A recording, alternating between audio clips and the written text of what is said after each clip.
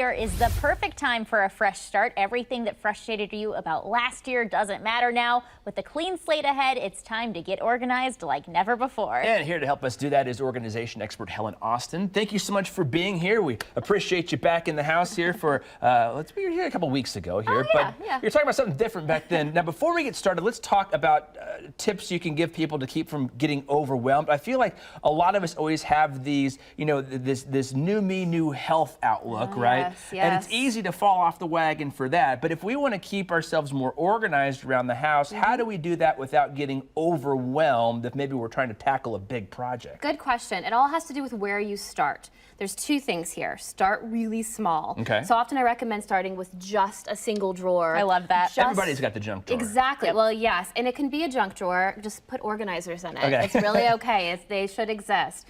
But start small or just a shelf. Better yet, use a timer. So don't bite off more than you can chew with a whole box. Say, I'm going to set a timer for 30 to 45 minutes, and when that time is done, I'm done. When you have an end in sight, you actually are more motivated to get started. Instead of thinking, oh my gosh, I'm going to be in here forever, you just have that little bite of time, you do it, and then you're done, and then you just find another time to do another 45 minutes. Okay. Very big on the light at the end of the tunnel aspect. Yes, it's a huge difference, right? Yeah, absolutely. Yeah. So, I mean, obviously, the drawer's a great place to start. When it comes to the rooms, though, is there a room in your house that's best to tackle first? High traffic areas. Okay. So the hope is once you start getting decluttered, getting systems in place, you'll feel the impact it is having on your living space. Plus, if you decide to go into your basement, into your memorabilia, you will regret it because it's really, really hard. Yeah. Those are the most loaded areas. So avoid the loaded areas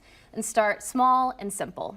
Well, I know everybody wants to go through stuff and maybe just like purge or get rid of stuff, but then we start doing that, we start holding on to certain things, like maybe there's some sentimental attachment. You just made mention of a lot of the memories and photo albums and stuff like that we might have. How do we know when to keep things? Like, what is a good indicator that means I need to hold on to this heirloom or whatever it is rather than just pitch it or put it in the garage sale or something? The question is to ask yourself, do I love it and do I need it? So there was a lot of popularity with the does it spark joy? Yeah. But that's problematic for a lot of people because they can go through their home and say, I love it all. And then you're in a problem. And some people can ascribe meaning and value to things very easily as well.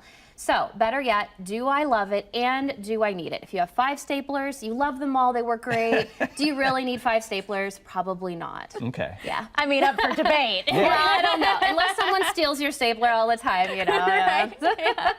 Well, what would you say are the best kind of organizers or bins to use? Just make sure you don't buy bins before you've done all the sorting. Okay, because that can create more clutter because you'll buy things you don't need or they don't fit. And make sure you measure. Then clear is really great. It gives you an extra vantage point.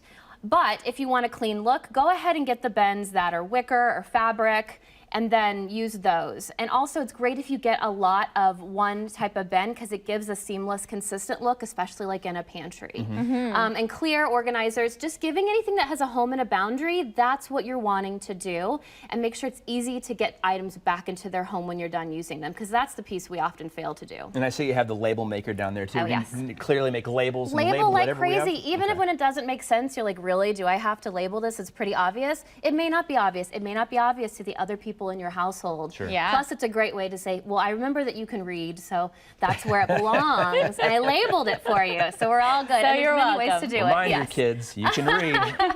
What about these bags? What are you doing here? Because I'm liking these. Oh yeah, so this is just this is one of my examples.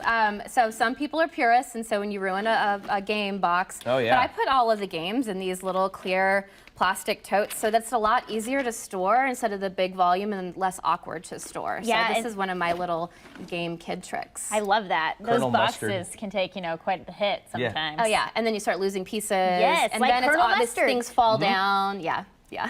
All right, real quick, we have 30 seconds left. But one thought, I was thinking about this when you're talking about set a time limit to what you initially do. What are your thoughts about, like, I love podcasts, I love listening to music while I do work around the house. What do you think about throwing on some headphones and just going after it until you just get tired of like what you're listening to? Or do I need to be more focused on what I'm doing? It depends. This is like knowing thyself. So Is it easier for you to stay in the zone and you can have that secondary distraction? But getting organized is a bunch of decisions, and that's a really big part of it being overwhelming. And we all do have a limit on how many decisions we can make in a given time. So you want to make sure you're kind of saying, well, does this work for me or does it not? Is it better to have some really good music that just kind of keeps me going? And some people do really great people work while they are listening to podcasts. I don't know how they do it. I can't. Yes. So when I was studying and everything, I only could do music that didn't have words in it. If I had words in it, then I'd find myself singing to the music somewhat too much, so I couldn't study then, you know. So same type of thing. So, well, exactly. Great tips. Hopefully you guys can use those and get yourself